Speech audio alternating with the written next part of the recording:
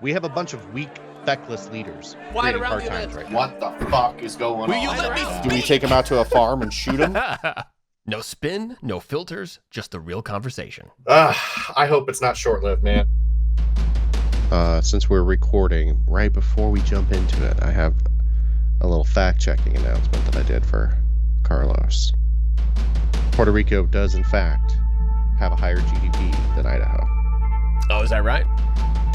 95 billion to 115 billion.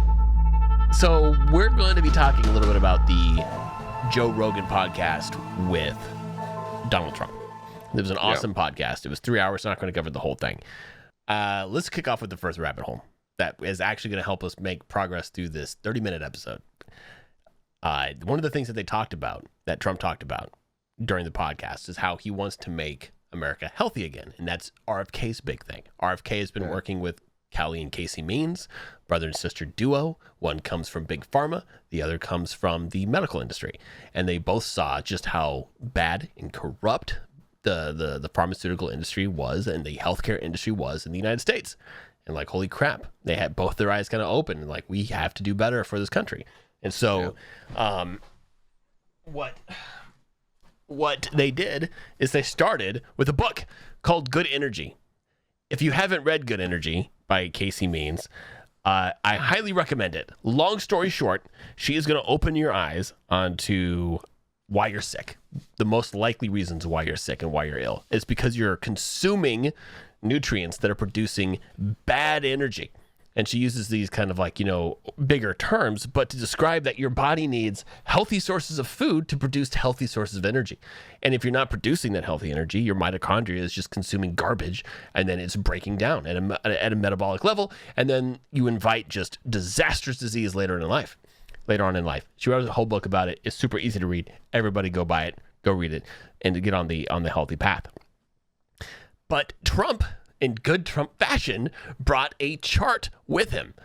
And I think it would be interesting to take a look at that chart, which is what we're going to do right here. Yeah. What's crazy is that Joe Rogan had the same chart. They found They it. were like, no, they had the same chart from RFK because apparently Joe Rogan had just talked to RFK. So what we're looking at here, okay, is the life expectancy versus healthcare expenditure. And what you want to see in this chart, largely, okay, is the USA in red should largely track with our comparable partners in crime across the world, like Canada, Ireland, Sweden, Australia, France, Japan, Switzerland, Germany, Denmark, right? You would imagine that the United States, being the powerhouse super country that we are, we would be middle of the pack, if not leading the pack in terms of our life expectancy versus healthcare. But that's not true. From 1970 to 2018, this chart represents that we are spending more and more money. As these lines drift further and further to the right, we're spending more and more money on healthcare per capita, while in the United States case, we've peaked. Our life expectancy has peaked as we spend more and more money compared to our European partners. And what's really interesting, and this is what I did, is I actually dug into this chart. And there's a little blip right here, this teeny tiny little blip right here at about 1980. Well, what caused this otherwise great acceleration up in life expectancy? What caused it to turn around in 1980? And so I did some research. Seed oils. Lots of things happened in 1980. And here's the thing that just drives me the most insane is that in 1980, the U.S. government issued the first set of national dietary guidelines, which encouraged lower fat consumption and shifted many Americans' diets towards carbohydrates, including sugars and processed grains. This emphasis led to an increase in low-fat, fat-free processed foods, which often contained high levels of sugar or refined grains to improve taste. Research has since connected high sugar consumption and processed foods to increased risks of obesity, diabetes, and heart disease. Shocker! And that's still on the fucking FDA procedure today. It's still in their protocol. As a matter of fact, if you have an infant the FDA would encourage you to ensure that 10% of their diet are processed sugars. That's right now. You can go to the FDA.gov and look at that recommendation right now. Yep. We have record obesity. And they just updated that. We have record obesity. And they're recommending processed sugars for the most vulnerable population in our country. In 1980s marked the beginning of a major rise in obesity across the United States, spurred by sedentary lifestyles, increased consumption of processed foods, and growing portion size. Super Size Me, this whole documentary that most of us saw, started here. Yeah. You just mentioned it as well. In the 1980s, we saw a greater presence of synthetic food additives, artificial sweeteners, and preservatives, which the FDA allowed for use in processed foods. The thought was to improve the shelf life and reduce costs, but the long-term health impacts are obvious. Look at the graph. It's not going well. And this is an average expectancy, right? This is average. So that's not great when our average compared to Japan, right, is 6 years? Yeah. It's a difference of, let's see here, Japan is sitting at 84. We are retreating from 79. Yeah, we're 78, 79. Mm-hmm. So, I mean, really, that's a 6-year gap, in average life expectancy. So it's 65, not good. 65, that's on the scale. You know what also happened in the 1980s? If you thought your midlife crisis was supposed to be at 50, I hate to tell you, but 35. Yeah. Yeah, exactly. You're now back to 35, 40. It's not good. And also in the 80s is you had the war on drugs kicked off, right? The CIA introduced crack into the American society, and then it just all went downhill from there. And so I just want to call this out, that for those of you, if somehow, some way you are watching this podcast and you're on the fence, that red line represents democratic rule. If you want that red line to continue to go further and further right, meaning healthcare is going to cost us more and more money, and you want that arrow to go further down, meaning people are going to live shorter and shorter lives, vote for Kamala Harris. She has nothing. She wants nothing to do with the FDA. Let the FDA continue doing everything they're going to do. She's totally okay with it. She's 100% on board. Additionally, she is in the pocket to to Big Pharma. How much, Zach? Last I checked, it was like $4 million or some shit like that. But Joe Biden was at like $9 million. Yeah. So the candidate right now for the presidency, the left is nominated, is in the pocket to the Big Pharma. $4 million. That's a lot of $1 million. I would do some weird things for $1 million. Right. And she let alone 4. To think that she is going to do anything but maintain status quo and continue to collect a fat paycheck is fucking nuts. And I want to point something out here. Like Republicans have had some share of power, right? Why haven't they done anything with healthcare? To be honest with you, I think the Republicans just haven't given a flying fuck about a lot of domestic things. They care about world peace. They care about security. They care about that kind of stuff. Healthcare has never really been on their radar until this election, right? I've never heard a Republican talk about healthcare before. Usually it's Democrats slaughtering people in healthcare. So when Jesse says that red line is a direct result of Democratic rule, it's because the Democrats have been using this as their platform to get elected for 40 years. Yes. This has been their bread and butter. Okay. So you guys need to understand what they're talking about with that, right? So it's crazy right now. And the other thing to consider here is Trump is not the Republican Party. He switched from Democrat to the Republican Party in the late 90s. Yeah, the 90s, somewhere around there. But his politics is not like Republican necessarily. He's not bought. He's a billionaire. You can't go to him and say, "Hey, billionaire, I would love to give you some. Here's a few $100,000 a year to come make to go promote my bills." He's going to tell you to fuck right off, as he has. So he's really representing just neither the right nor the left. He's just sick of the whole thing, Right. which is what makes Trump such a powerful candidate here. Yeah. And you combine what Trump wants to do with the economy, him bringing on Tulsi Gabbard, RFK, Elon Musk. I mean, he has a host of people that he's bringing with him to the White House, day one, running a government.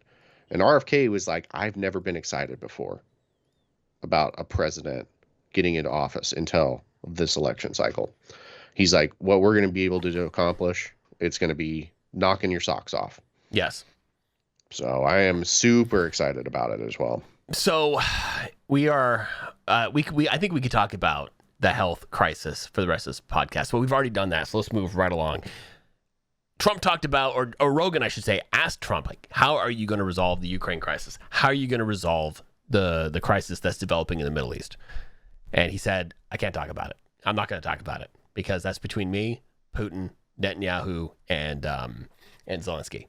And Yeah. I need to hold these cards close to the chest here, because when I'm president, shit's going to change immediately. Right. And we've already talked about this previously, but he has the biggest cards on the table. He's got the royal flush, which is no more money. You can continue fighting your wars, but I'm not funding it. Right. We're taking all that money, we're putting it back into North Carolina, into Georgia, Tennessee. I think that's a good answer. Yeah. It's a good answer. What else could the left want? Honestly, like what I'm not sure where else they could prod for. Like they're upset that he's not going to continue their war machine. Maybe that's why they're upset. I don't know. It's just weird that, Democrats have become the party of war somewhere in the last 10 years. When did that happen? When did that flop? I remember, that was strictly a Republican thing. Yeah. The Gulf Wars, man. Mm-hmm. That was all red. The Democrats were like, stop the fighting, stop the bombing. Mm-hmm. And then even the Vietnam War. I mean, as far back as I can remember, until all of a sudden Trump's in power and now Democrats are the party of war. Right? It's so weird. It is absolutely weird. But it did change. So let's see here. We could talk about this, but I don't think we need to. Let's just appreciate that Trump has got something up his sleeve, and it's likely the withholding of funds. The other thing they talked about is the Afghanistan withdrawal and what a disaster that was. What was also interesting is that Trump teed it up. He was getting ready to pare down Afghanistan. He was tired of that forever war. He's like, we're done with this. So he teed it up for the next administration, having negotiated everything with Abdul, right? The leader of the Taliban. And the thing he mentioned is like, hey, Abdul and the Taliban were basically taking pot shots at Americans for years and years and years, these snipers. And he got in there and he's like, one more shot, Abdul. One more shot, and we're going in tanks heavy. You think it's bad now? We're going to go in with the full force of the United States, and we're going to eliminate the Taliban. That's what's going to happen. One more sniper shot. It stopped. Is that the guy that he slid across a picture of his house in the meeting? He was Was like, it? This is your house, right? I think so. He's a gangster. So the guy was like, oh, that's my house. Trump is a gangster. All right. And so anyway, Trump went in there and was like, enough. And Abdul stopped. There was no more random sniper shots of an American military member while he was in power. And then more importantly, all Biden had to do was just see his plans through. And somehow they dropped the ball so hard, 13 American men and service women died in a bombing, in a suicide bombing. Yeah, We at didn't. Abbey Gate, yeah. Yeah, at Abbey Gate. We didn't leave from Bagram Air Force Base. We ended up having to evacuate on the fly in Kabul, which was massively dangerous. And then we left how many billions of dollars of equipment? 85 billion. Roughly. $85 billion. That was at Bagram Air Force, though. So, like we were talking about earlier, when Afghanistan collapsed, we had a lot of investment within that government, within their military, everything. So I don't know how many billions that loss was. I'm going to have to look that up later. A lot of billions. Too many billions of dollars went Plus, into the 20 coffers. years of fighting You know, the Yeah. American lives lost, the lives of the Afghani people lost, Mm-hmm. and it goes right back to it. And now women can't go to education past the 6th grade, and they get stoned if they talk back to men again. Right. In 4 years. Immediately. Just boom, overnight. Right back to the Stone Age. And I thought that was interesting that that the Democrats have the gall to blame that on Trump. It's like, wait a second. Who was president when that happened? Was it Exactly Trump or Biden? And what's interesting is, once again, we're at a weird spot where Zac and I are in lockstep here. If it, honestly, for years and years and years, I have been on the other side of the fence. I'd be sitting here arguing every little point, all the minutia of all of this, trying to find the sliver of hope for the Democrat side, right? I would try to walk the tightrope and make it Trump's fault. I would figure it out, right? I would do the mental gymnastics. Just calling each other names and telling each other to look at this evidence and this evidence. Yeah. It'd be back and forth. It'd be back and forth all day. And that's normally, honestly, for all you do here, that's what the last 14 years, for the most part, has been. Okay? Yeah. Zac would have a position, and I would fight it. I would have a position, and Zac would fight it. It was just constant text warfare of sources and sources and sources. Of course, Zac was QAnon at the time, but... I've never been QAnon. Right. So, no. But the thing is that after July 13th, like, something clicked, and I was like, wait, what is happening? And so now we're here. We're agreeing on all the things, because it's really hard. It's surreal. It's a surreal experience for me. Once you poke your head outside the Iron Curtain, that is the propaganda machine, and you just take a look around, you're like, wait, this is not the world that I've been told. This is not the way things are. And speaking of, that leads us into our next point. Donald's, I'll leave this one to you. Donald's favorite quote that he likes to use, that the left likes to demonize, is "the enemy from within." Yeah. I thought it was too big to rig. No, the enemy within, right, is... he's not talking about everyday people. He's not talking about that. He's talking about the middlemen that have been trying to make America fail. He's talking about the George Soros cronyism, all of that crap, right? The Eric Swalwells with the Chinese spy secretary. That's the crap that he's talking about. The people who are actively trying to make the country fail. So I just have a huge problem when they try to spin that talking point, because there is too large of a faction of people in America that want to see America fail or be taken down a peg, whatever their reasoning for it is. I don't really appreciate it. I'm a fairly red, white, and blue American type guy. I like to see America strong. Yeah. Because we have a lot of things that we do good in America. Yes. We bring a lot of good, positive change to this world. You want to continue to see gay rights? I mean, America's at the forefront of that, right? You see America fail, you start to see that stuff fail in the world stage. So you want to see more globalism and more world trade. America's at the forefront of that, right? All of those policies and things that you like to have that America represents right now are only because America's a strong country, right? If that starts to fail, guess what? You're just seeing it right now. You're going to have to start rethinking those positions. Yep. They won't be afforded to you anymore. And you already know. So back to the enemy within. The enemy within are the people that are trying to weaken the United States.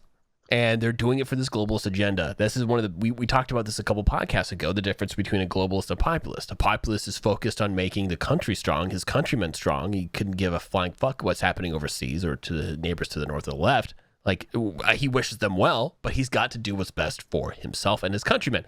A globalist is interested in the world. They want to see the world come to harmony. They want to see everybody come to some sort of centralized cooperation under some sort of strong world order, right? And they can't have that as long as there are free thinkers in a superpower. We are the superpower. They need to destabilize us. They need to knock us down a peg, to use your phrase. And how do you do that? Well, you make us super sick. You ingest all of us with toxic amounts of fluoride. You ensure that we're eating nothing but just sugar and processed foods, and then you own the propaganda machine. The left fuck with our education system, mess with the education system. But think about it. I mean, everything. If you Google something, if you actually, you could actually do this today. Go Google the Joe Rogan podcast and look for the Trump podcast that he just had with Joe Rogan. Go find it. That's hard to find. You literally can't on Google, and you can't on YouTube. They're obviously they're owned by the same company, but it goes to show that they're suppressing that. They don't want you. They don't want me to watch it. Why? Because it's hurtful to their message. They don't want you to know who he is. He did a 3-hour podcast. That's such a long form interview where he's just being a person. Yep. And they were just shooting the shit. They got to some serious stuff, but then he got into some UFC for like 20 minutes, just a complete segue, just his interest. The point is, that is just one example of the left's propaganda machine controlling what you can or cannot consume. But it goes further than that. It's Facebook, it's CNN, it's MSNBC, it's ABC, CBS, you name it. They own it, and they're controlling it. So everything that you consume, it has to go through one of their filters first. Zac and I are on our second or third strike on YouTube. We're on our second strike. If we say the vaccine word on YouTube, that's fine. If we talk about vaccines on YouTube, we are likely to be permanently banned. If we're to talk about ivermectin or hydroxychloroquine in a fashion that they don't feel is accurate, we will be banned. And we're just citing scientific study. We're talking about the things that we've learned over the last 4 years, like Americans have learned, not just me and Jesse, right? And apparently that's a big no-no still today. Quoting the which NIH. Is kind of blows my mind. Quoting the CDC. Yeah, primary articles, scientific articles. Yep. We will get banned. And that is really talking about just how strong that propaganda machine is. Yeah. It is a cult of personality. You do not fall within it, you're ousted. Right? And that now you're seeing places like X and Rumble become these new sources of information because we can discuss freely. There's no moderator saying your misinformation. Here's the right information. That doesn't exist in some of these places, and that's why they're becoming super popular. Yeah. Yeah, soon our podcast is going to be on Rumble. I think we got 2 more months, maybe tops. I don't think we make it to the end of the year before we're permanently banned. We'll see. I think it's going to simmer down after next week because there's a lot of feistiness about election interference and misinformation going around. It always spikes up during the election cycle. I think it'll tone down a little bit. If we, I have some stuff tonight that is going to get us banned on TikTok again. I'm sorry. I won that. Yeah, that's right. I won that appeal. That's the first one that we've won. That's amazing. I was like, please just fact check yourself. I was like, I didn't say anything that wasn't literally available on the internet. Yes. So. Yep. I love that we won that. That you won that. That's amazing. That is actually amazing. I'm starting to get feisty about this crap, man. Dude, we have to take it. We have to take it to the streets. That's literally what this podcast is about. We're taking it to the bar. That's what we're doing. I was talking with somebody. And I was presenting our whole idea here, what we're trying to do with this podcast, and that is awesome. So when are you going to do it? I was like, what do you mean? We already got we're up to the 20. This is our 22nd podcast. What number are we on? Are we on 22 or 23? This is the 22nd episode. This is the 22nd episode. And we started we're going July. well. And they looked at me like, yeah, but you're not really doing the thing you set out to do. You need to do this in a bar. That's what makes this thing great. You can't just sit in your room and Skype each other. I was like, well, that's what we're doing. We'll get there. Yeah. We'll get there. I'm excited for it. That'll be an awesome day. Okay. The podcast went into some the Joe Rogan Trump podcast went into some familiar territory, right? Once again, Trump brought in the credibility of the 2020 elections, the things that happened there. We cover that every day. I'm going to cover some more things that are happening right now in Pennsylvania, for example, that we're gonna talk here at the end. I kind of want to get through some of this other stuff first. Both Elon, though, and Trump agreed on one thing about making sure elections are safe and secure. They wanted two things. One, that election happens on election day, so November 5th in this case. And two, that they use paper ballots. No digital. Paper ballots are cheaper and it's more secure in terms of you put a ballot in to some ballot counter's hands that is then registered, and then we have an immediate artifact of how you voted. And then we can look at who voted. We can look at metrics. We can look for trends and all that stuff. And it all goes into these central funnels all over the country. That makes sense. That makes sense. The left, on the other hand, is vehemently against that. Because if you're asking people to come in and vote in person, there's the obvious next step is, okay, come with some ID. Come with a driver's license to make sure that you are who you say you are. And the Democrats don't want that. They do not want just get rid of all voter ID. Identifications at all, period. Let's be able to buy beer whenever you want, cigarettes, whatever you want. No IDs. Don't need a license to drive a car, to go into any kind of federal building, state building. Right. Let's just get rid of it. Let's run around anonymous. I would love that. It's pretty insane what they're expecting us to just consume. And more importantly, their constituents defend it. They defend it to no end. I brought this up with people, with some people who are not like, I wouldn't call them, I don't think they're happy that they have to vote for Kamala Harris, but they feel they have to vote for Kamala Harris because they have to vote against Trump. And so to vote against Trump means to vote for Kamala Harris. I think they've convinced themselves that it's the right thing to do and that she's the right candidate. I don't think you could put a rock. You could put a rock. Yes. Against Donald Trump, and the rock would still get, not Dwayne Johnson, an actual physical rock. A pebble. Would still get 60 million votes. Oh, yeah. Yeah. That's how this is working right now. And so anyway, I asked them, I'm like, so tell me about your stance on voter ID. Like, what's going on? Like, do we need more voter ID, less voter ID? Like, oh, no, we need to make sure that it's free and fair. I'm like, okay. So you agree that we need voter ID. We need to make sure people are held accountable when they cast a ballot. Like, no, anybody should be able to come in and vote. If you have voter ID, it's only going to restrict the vote.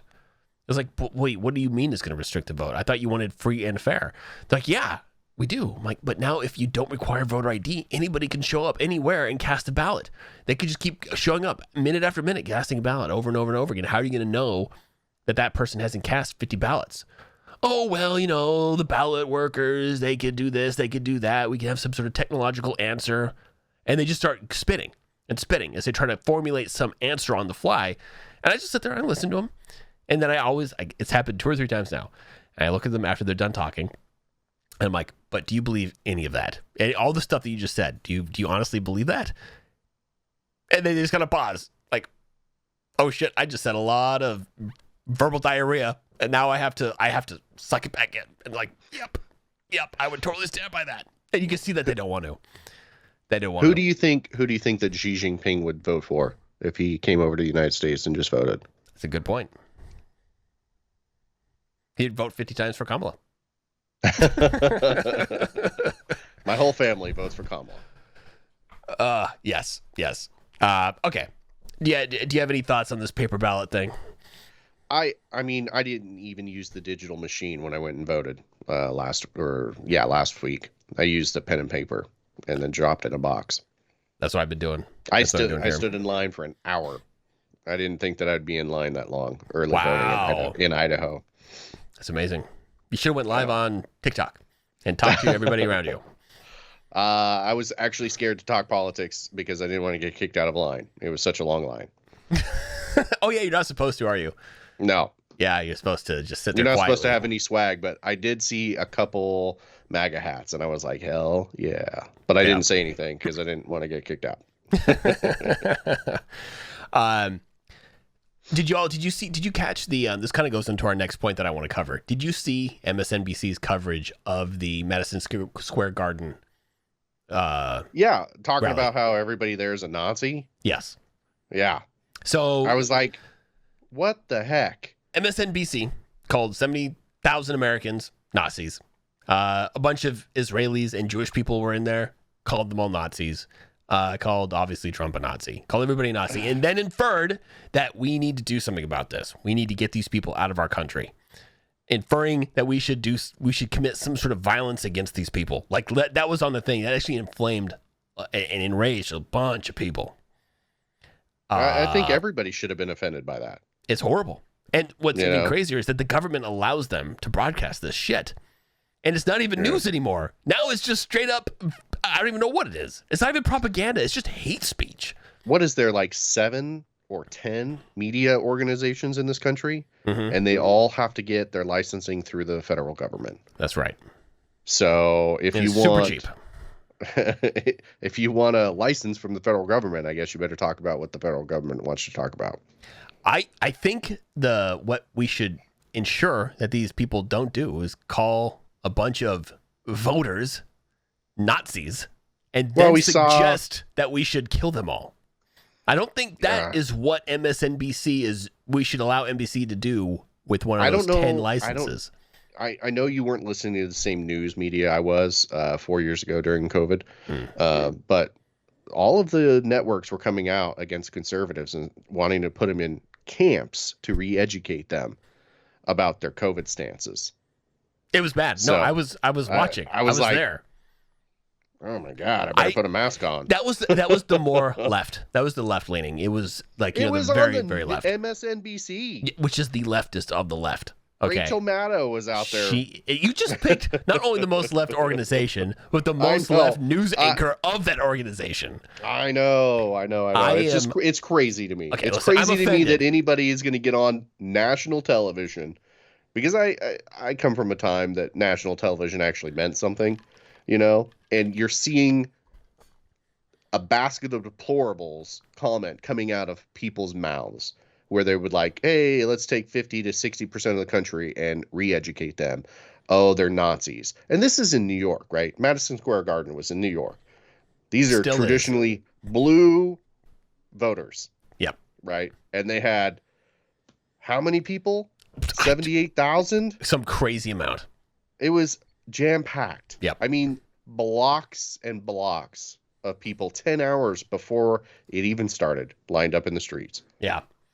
It was quite impressive, and then I think it scares Democrats when they see that stuff. It is in New York, of all places. New York is the biggest melting pot of this country, and we need to acknowledge that. And when you see that many people in New York, listen, there's what 14, 15 million people living in that city. So sure, I'm sure it's very easy to come up with 70, 80 grand. To come and fill out, your stadiums for you. Sure. But it really does demonstrate just the kind of movement that's happening across this country. But what Trump and Elon were saying is like, hey, right now we don't have any news organizations anymore. We have entertainment.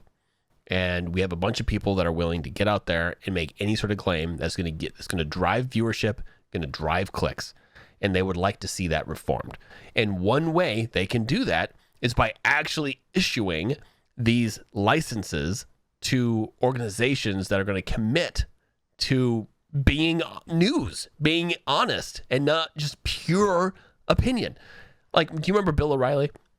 Yeah. Loved Bill O'Reilly. Okay. Even as a liberal, loved watching Bill O'Reilly. The shit that would come out of his mouth, I liked it. I don't know. He was Papa Bear, right? That was his whole deal.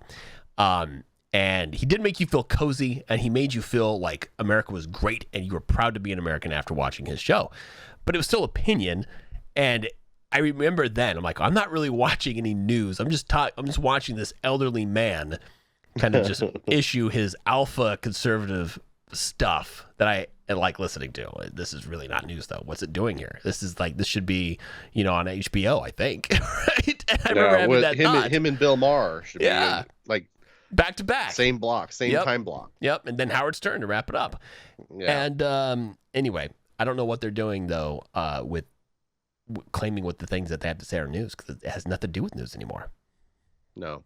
Well, I don't think that many of them claim that they're news anymore, other than a few of the morning shows, and then they get all into opinion pieces like Hannity. I don't think he calls himself a journalist. No. the one thing that there's two things. There's one thing I want to cover from the podcast, and then let's just get in some breaking news. We're already well over 30 minutes. I know. I'm looking at a clock right now. I think 42. Yeah, it's not going well. It's not going well. You're only halfway through your talking points. No. We're this is the last one. The chip industry. The chip industry. They finished with the chip industry, and Trump wants to bring chip manufacturing back to the United States. He wants to get it out of Taiwan because it's just a matter of time before Taiwan reintegrates with the CCP, becomes part of China again. It's not going to be violent. It's just going to be time. And the Taiwanese are going to be like, all right. That's what we said about Ukraine, right? That the Ukrainian people just open up their arms and accept Russian rule again. At least Eastern Ukraine, That went different, you know? Well, Putin really did think he was going to roll his tanks into Kyiv, and they were just going to be like, yeah, you're president now. Congratulations. Almost successful. Almost. I'm not even going to talk about this because you have just sidetracked us yet again. Okay, listen, we're talking about the chip industry, not about the war in Ukraine. I'm just saying. Let's get back on track. Chips. So it's just a matter of time before I believe Taiwan was likely just peacefully reintegrate with Taiwan. There's a lot of posturing right now. Sorry, Taiwan will integrate with China. A lot of posturing. But I don't think countrymen are going to fight each other nuclear style. Too many people are going to die. Nobody wants that. So you got to be careful. While Taiwan is China, China and Taiwan are not the same country. I'm saying they're countrymen. Are they not countrymen? It's like, no. They are. I mean, they even claim they are. Taiwanese I work with a guy who is from Taiwan.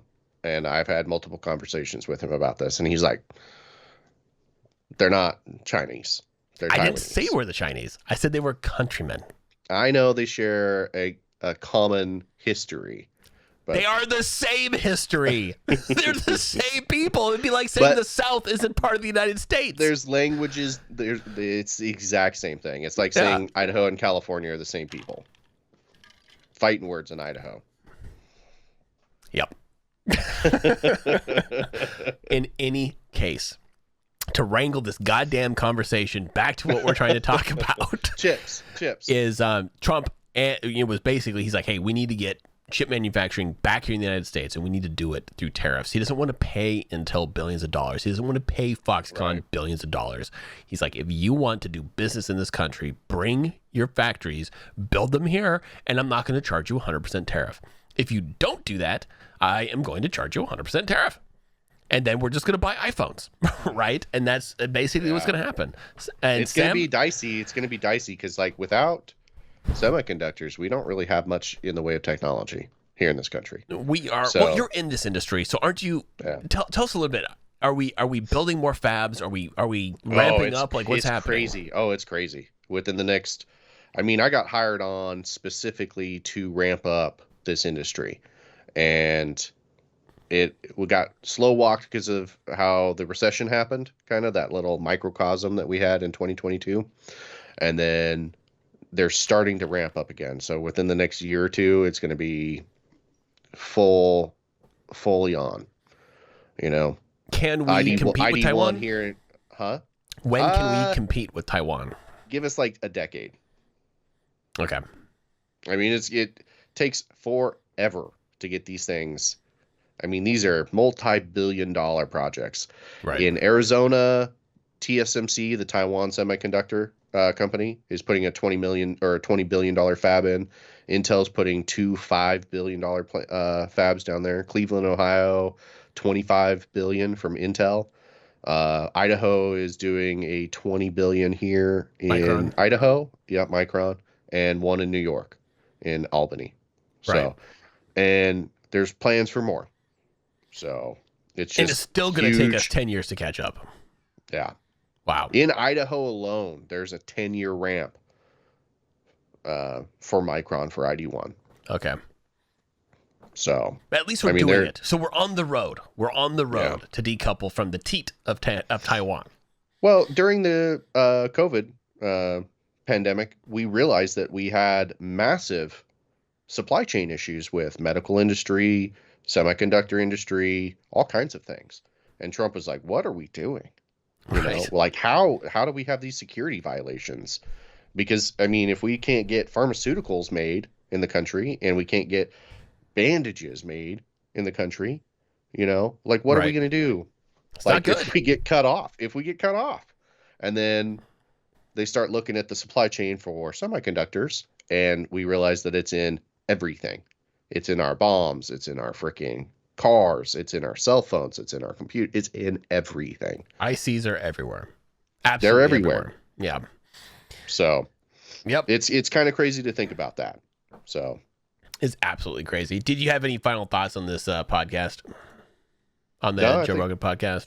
I think it was a good watch. It wasn't as good as RFK's speech, but I think that it did a good job of humanizing Trump. And to be honest with you, I still like the Andrew Schultz podcast better. I think Trump was awesome in that podcast.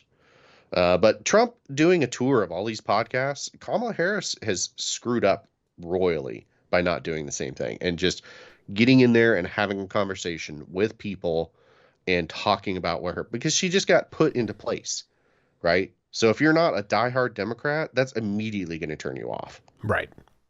Okay, so everybody's looking at all of this crap and they're going, I kind of want to go with the democracy candidate, which is Donald Trump, the hope and change candidate, which is Donald Trump, which is crazy to think that that's where we are in this country. The guy that we have a hard time listening to for long periods of time is the dude that's going to save our country. I would never have put that on my bingo card 10 years ago. No, I don't think even Trump would 10 years ago.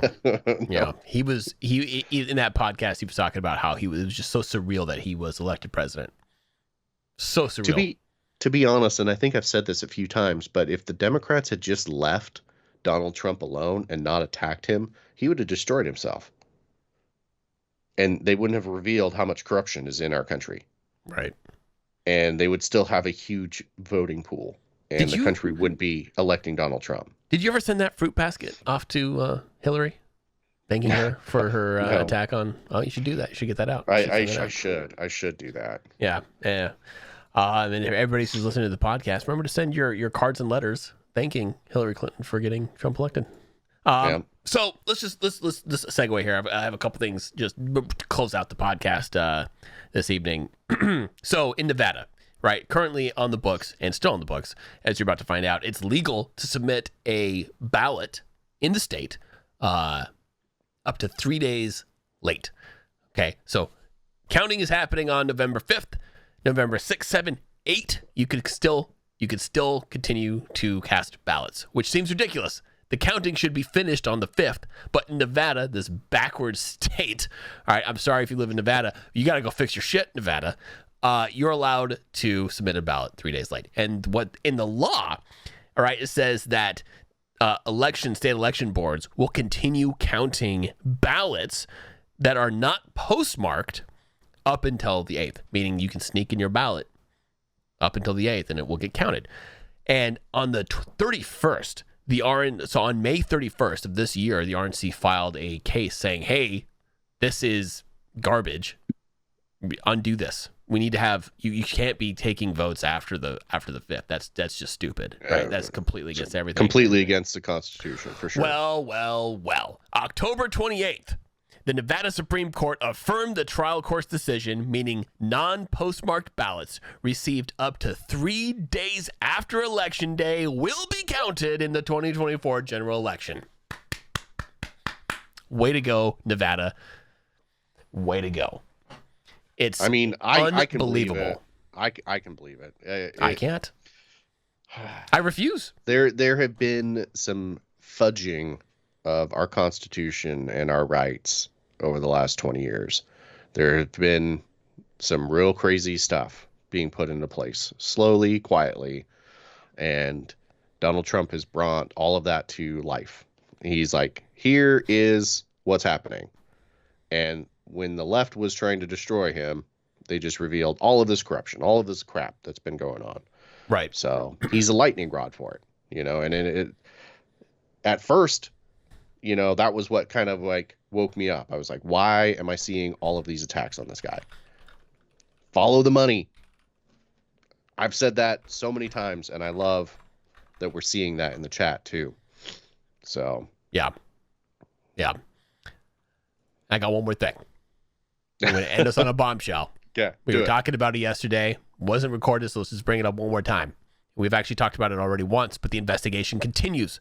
In Pennsylvania last week, they found 2,500 ballots that were fraudulent, that they suspected were fraudulent. And as the last time that I checked in on the investigation, 60% of them in Lancaster County, where these things were found, 60% of them were fraudulent. That's a lot. That's what? 1,600? 1,600 fraudulent ballots were found. And that is in one county. The DA, said the majority of the applications were from residents in the city of Lancaster. And we are aware of at least 2 other counties that received similar applications that are currently being investigated. So as they fan out in this investigation, they're finding more and more badness. So in one county, we're at 1,600? 15, 16. Yeah. And now the investigation continues, and they're finding more in other counties in Pennsylvania. I'm glad they're finding it now and not in 4 years. Yes. But the fact is this: why aren't we this is just one county in one state. Where we need this is happening in other states. This is the problem, right? This is why we see in Arizona that we still had 255,000 votes that shouldn't have been counted. Something like that. Yeah. In Arizona alone. Yeah. Right. No, so it's not votes. And we're These are out. people on the record. They're on the ballot record. So these people are eligible to vote, even though it would be illegal for them to vote. But had did they voted. vote? Not yet. Yeah. They're allowed to vote. No, this was what we found in 2020. From 2020, the investigation into that election in 2020. So I don't know. It's just the amount of election integrity that we should have as America, and we find out we don't have, is what puts a lot of people off. I have always thought that our elections were sacred and you shouldn't vote more than one time. And I come to find out there's a lot of people that don't hold that same opinion I do. So there's a lot of weird stuff out there. There is. And on that bombshell, I'm going to call it a night.